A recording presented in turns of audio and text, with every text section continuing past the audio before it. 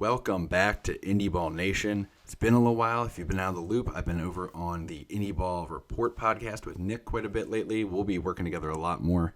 Both of us are kind of working together to try to figure out. He's doing a solo pod now. I've been doing solo stuff, but now I'm covering more teams than I have been. So both of us sort of had a come to Jesus moment where we were like, this might not be working and maybe we should work together.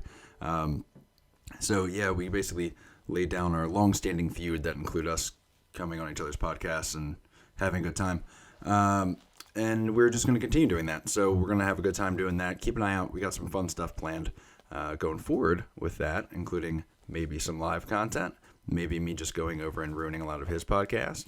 So we'll be sort of distributing that stuff between his channels and my channels. So just, if you don't already, follow Indy Ball Nation, follow Indy Ball Report, and that will be able to make sure, you're not missing anything.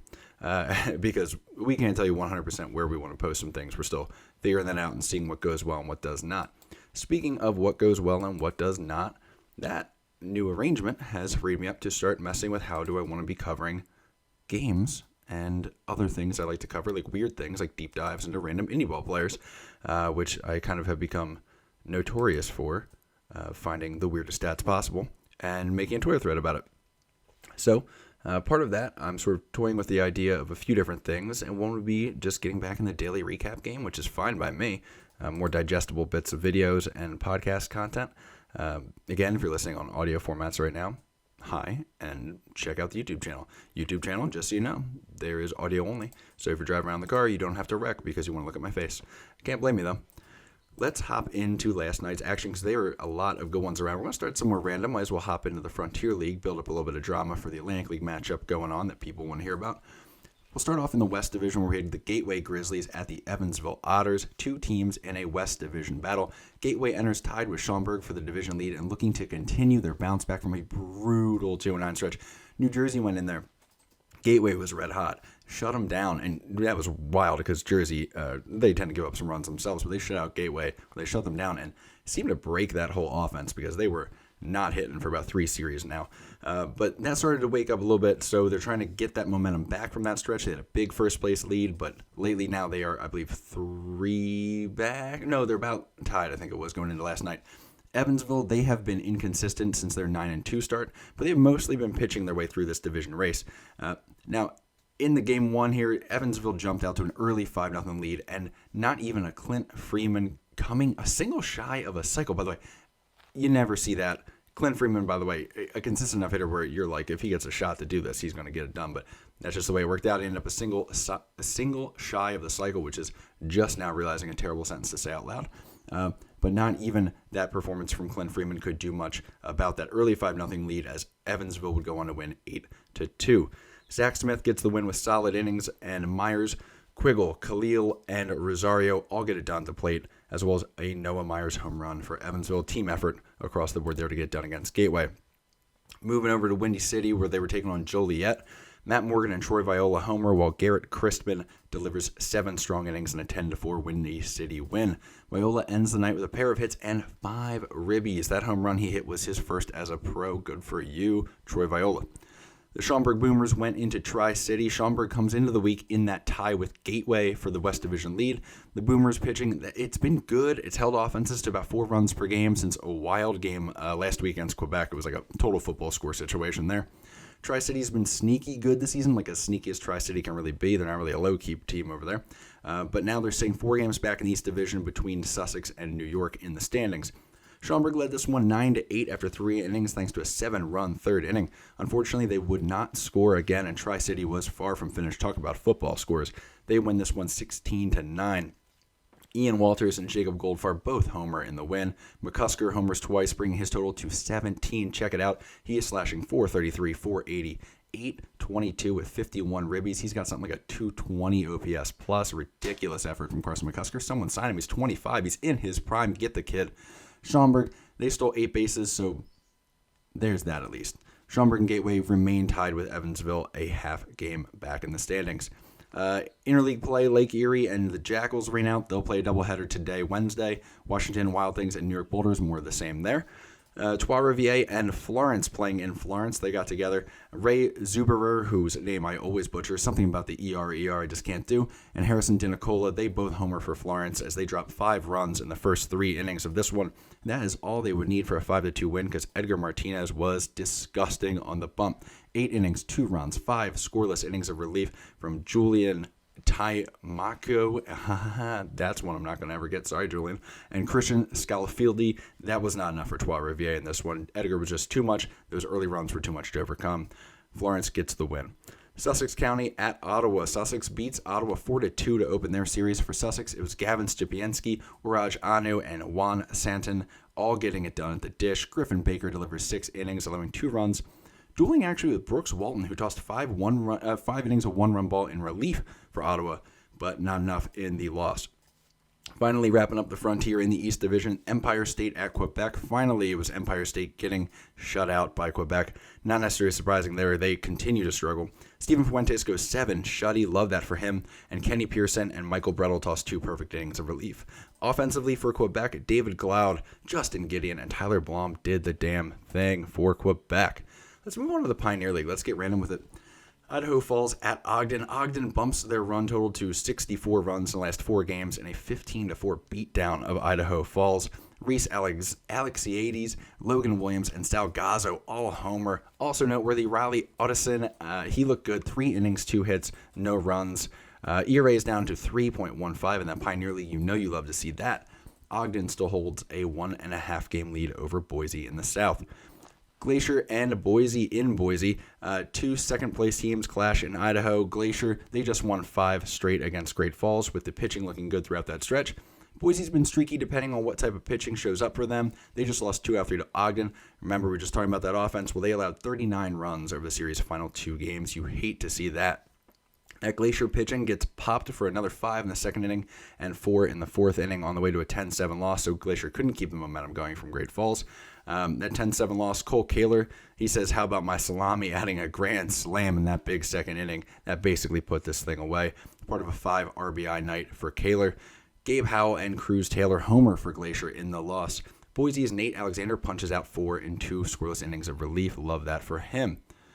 On to Rocky Mountain, where Billings was taking on the Vibes. The Vibes win their 3rd in 4 games. How about Rocky Mountain getting hot? They beat Billings 8-6. Wyatt Crenshaw, Mitch Morales, Gabe Wirtz, and Trevor Jackson all looked good, but it was not enough. Jacob Barfield looked good for the Vibes, slashing 375, 488, 698 right now. How about that, Jacob Barfield? Moving on to Grand Junction at Northern Colorado. Northern Colorado is needing to turn things around. They started the season scoring a ton of runs, but also allowing a ton of runs. They started 10-5 over that stretch, but had a -1 run differential. Those chickens have come home to roost, now on a 4-9 slide, giving up over 10 runs per game over those last 13 games. Now, they're 3.5 games back of Ogden in the South. Meanwhile, Grand Junction, they've just been giving up and scoring tons of runs all year. Good for a football score almost any day, so this could be a wild one.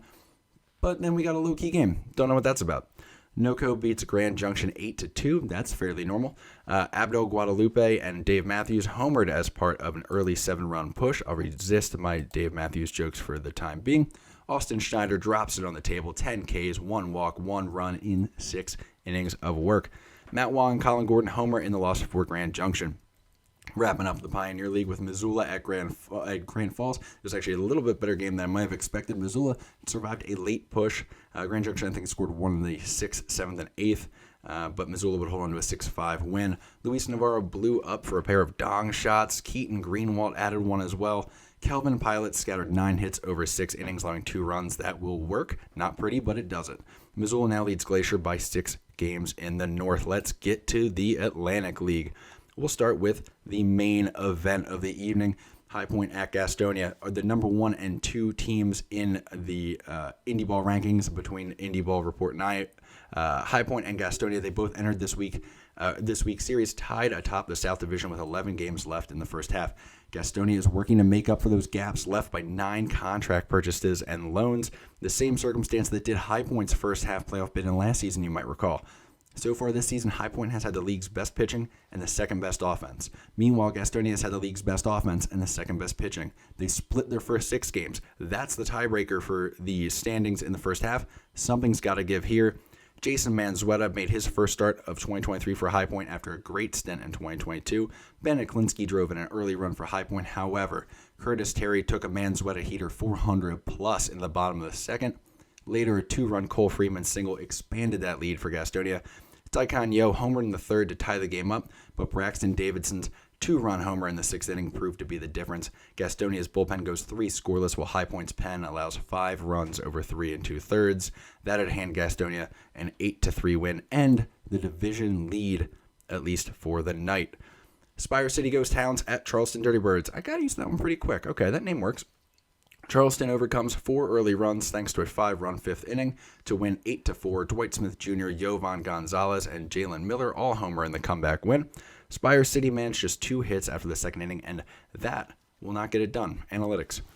Southern Maryland Blue Crabs head to Long Island. Another important matchup here. Long Island entered needing to make the most of this opportunity. The Ducks are a game behind York. They have lost 6 of 7, or York has lost 6 of 7. They're also tied with Southern Maryland. Southern Maryland has dropped 8 of their last 12. Unfortunately for the Ducks, they have struggled with consistency themselves throughout this whole first half. Now, with a stretch run that includes 4 games against Southern Maryland, 6 games against the bottom 2 teams in the North, Long Island needs to capitalize on this opportunity. On the other end, the Blue Crabs need these wins as they have Gastonia and High Point coming up around the corner on their schedule before the first half ends. Both teams just reloaded a little bit for the stretch run. Long Island added MLB vet Wilson Ramos at catcher with corresponding move there. They did release Anthony Peroni. The Blue Crabs brought back 2021 ALPB reliever of the year, Andres Brasino. That kind of sucks to see, though, because he finally got picked up very deservingly to affiliated ball. Started really strong, but just couldn't keep it going, and then now he finds himself back in Southern Maryland. In this game action, Southern Maryland put Ian Kahaloa on the bump against Stephen Tarpley. Brantley Bell broke open the scoring with a 2-run double in the second for Long Island. The Ducks would proceed to score 8 unanswered before 3 late Blue Crabs runs crossed the dish. The Ducks take Game 1 8-3. Tarpley delivers 6 shutty, allowing 2 hits and striking out 8, improving to 3-2 on the season. Al Albuquerque is still disgusting out of the pen. Staten Island at York. They played a doubleheader. York laid into Staten Island in Game 1 for an 11-1 win. 9 strikeout performance for Hinson as the Revs roll. In Game 2, 5 pitchers combined for a 2-hit shutout and a 7-0 York win. Troy Stokes homered and accounted for 4 of those 7 runs. York now leads Long Island by a game and a half in the North Division. Finally, Lancaster at Lexington. Lexington added Manuel Giraldo to the 7-day IL. That was really the only noteworthy roster move here. Lexington got a big outing out of Patrick Leday in a 5-3 win. He goes 7 shut-piece, striking out 5. Melvin Mercedes did have a 3-hit night in the loss. Let's head over to the American Association to see what we have left over there in the Big Four leagues. Milwaukee at Gary, Frankie Bardo and Ed Suelo, they were tossing on the bump last night. They were looking great. Fast forward all the way to the 8th inning with Milwaukee tying the game at 2. Rudy Martin would single home the go-ahead run for Milwaukee in the 9th inning. However, Michael Woodworth, oh no, he drives in 2 on a mishandled ball in right field by Justin Williams. It was not pretty. They walk it off. Gary wins 4-3. Chicago at Lake Country, they rained out doubleheader today. Sioux Falls Canaries at Sioux City Explorers. Get the rivalry going there. Mitchell Verberg, he drops his ERA to a disgusting 1.75. What are we doing? 5 innings of 1-run ball, 8 Ks. The Sioux City bullpen backed him up with 4 scoreless innings of work. Jordan Barth and Tyler Ryan both had 2-hit games in the 5-1 loss for the Canaries.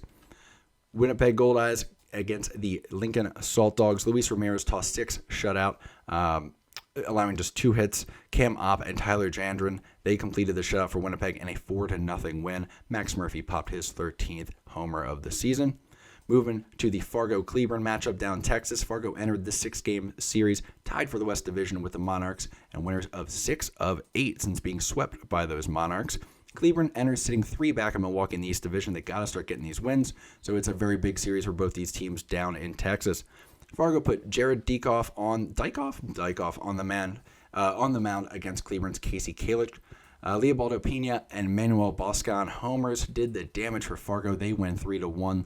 Dykoff strikes out 7 in 7 1/3 innings of work with just 1 run on his line. Cleburne remains tied with Chicago 3 games back of Milwaukee. Wrapping up the Big Four here, Kansas City Monarchs at Kane County. Kansas City made some transactions before, added guys like Peter Maris and Brian O'Grady. Kansas City loses a 3-0 lead but scores one in the top of the 10th inning on the way to a 4-3 win. Daniel Wassinger homered in the loss for King County. The Monarchs are still tied with Fargo, 6 games ahead of Sioux City. Quickly run through the other leagues here. Japan, we'll go to the Empire League where we had Japan Islanders at Malone Borderhounds. Borderhounds win 10-6. Devin Hawks and Chris Loeb look good for Malone. Tupper Lake at Plattsburgh. This was interesting. Tupper Lake finally loses their first game of the season, and they do so in a big way, losing 13-1, falling to an 11-1 record, but that's a hell of a start to the season for Tupper Lake. Tucson Saguaros, yep, we're talking Pecos League. I'll do it. Tucson at Roswell. Roswell and Tucson both entered this game. It's a 2-game series, actually separated by a couple games atop their division. I think it's a 2-game lead. Might be 3. They treated us to a classic Pecos League tilt. By that I mean Tucson wins 19-12 in a game that they actually led 10-7 heading into the 9th inning. Travis Cole looked good in 2 relief innings. I like him. Opponents are slashing just 194, 242, and 242 off of him. Keep an eye on him because he's doing that in the Pecos League, so it means something, maybe, possibly. Santa Fe against Trinidad. We had more late runs here as Trinidad wins 27-7 in a game that they led 15-3 in the 8th inning.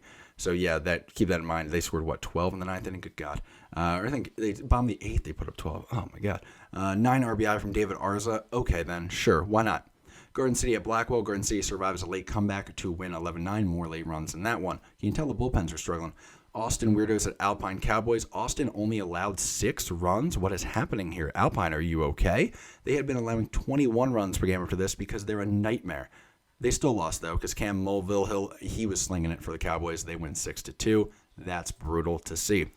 Finally, wrapping it up. No, wait, we got a couple more. Oh, damn, man. The Pecos League goes on forever, bro. Monterey at San Rafael. Monterey entered this single game versus San Rafael 3.5 games behind the Pacifics in the Pacific. Monterey scored the first 8 runs of the game on their way to an 8-4 win. Dominic Scotti delivered 6 innings of 1-run ball in his first start of the season. He's been pitching well in the bullpen, but he was attacking hitters, handling business well. He looked good. Keep an eye on that. Anybody who can get it done in the Pecos League deserves a look.